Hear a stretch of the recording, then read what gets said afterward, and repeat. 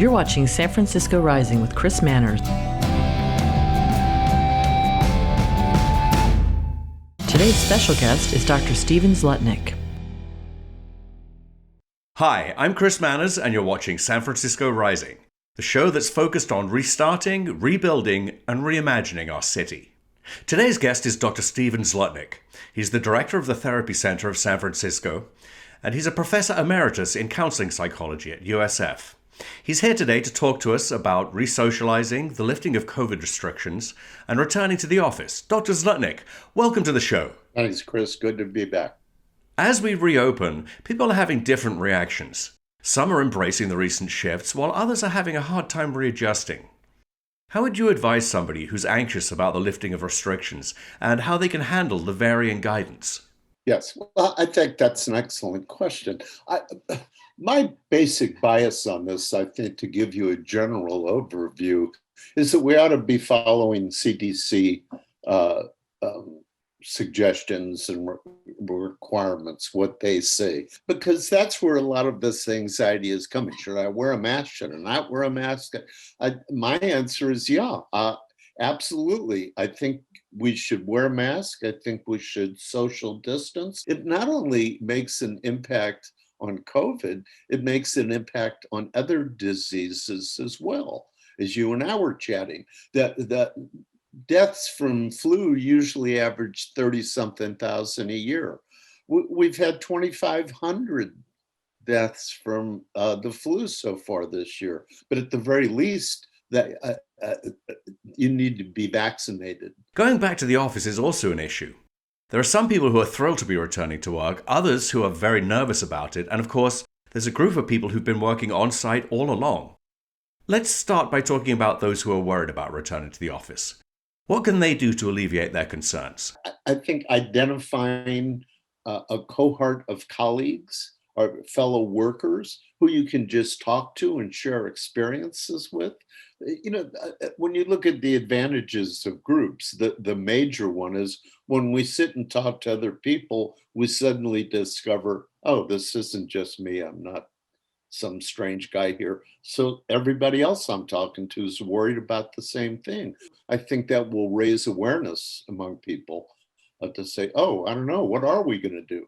Do we have fresh air in here? Can we open some windows? Does the boss care if I wear a mask? Well, how about those who've been going to work all along? I have a feeling they may have been somewhat ignored and possibly the most traumatized by having to deal with a constant concern about possible exposure. How would you talk to them about managing the possible stress and resentment that they may have been feeling? Yeah, well, that's maybe the most important question you've asked. One thing we've learned is that the most at-risk population is the essential worker, who, because they are also one of the lowest paid populations, have taken the biggest hits and the most risks. They're still at high risk. So they're dealing with a lot. They're dealing with depression, anxiety, insomnia, quite a bit. And you've got a lot of PTSD, by the way, one last point, on the healthcare workers. We haven't begun, that's the tip of the iceberg. These are also the people who often have the least access to therapy. So we've got all these people out of there who've been in the trenches the entire time, never had a break, suffering a lot of trauma, and there are no services available for them. Lastly, let's talk about management. With varying attitudes towards the lifting of restrictions, there may be some struggles in the workplace and even perhaps some friction. How would you advise management to ease the transition? Management can encourage vaccination or require it. They can keep masks, physical distance, hand washing, all of these things. And hopefully management will be responsive. I think, you know, given the title of the series, this is all new. We're all just moving into a whole new phase. We haven't begun to see the research that's going to come out of what we've just been through. We've been through a terrible pandemic. There's been a huge toll, and I don't think we've seen the tip of the iceberg on the impact. Do you have any final thoughts to share? Yeah, I think this pandemic has highlighted a lot of things.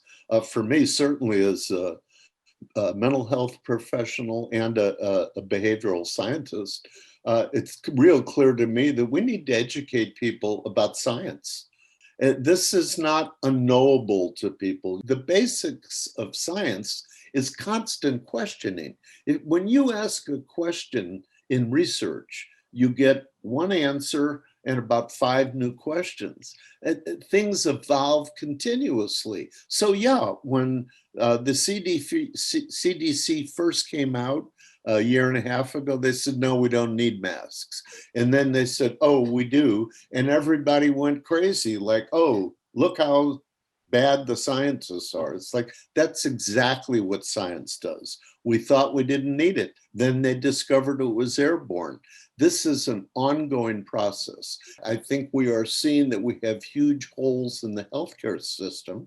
And conversely, I think we're finding with the vaccination what it means for everyone to have access to healthcare without worrying about how am I going to pay for it. So I think this is really forcing us to look at everything. It's been a very difficult time. It's going to continue to be a difficult time for people. But I think it's also getting us to look at some really critical issues in healthcare. Well, thank you so much for coming on the show, Dr. Zlutnik. I really appreciate the time you've given us today. My pleasure. Thanks. Well, thanks again. Well, that's it. We'll be back with another episode of San Francisco Rising shortly. For SFGovTV, I'm Chris Manners. Thanks for watching.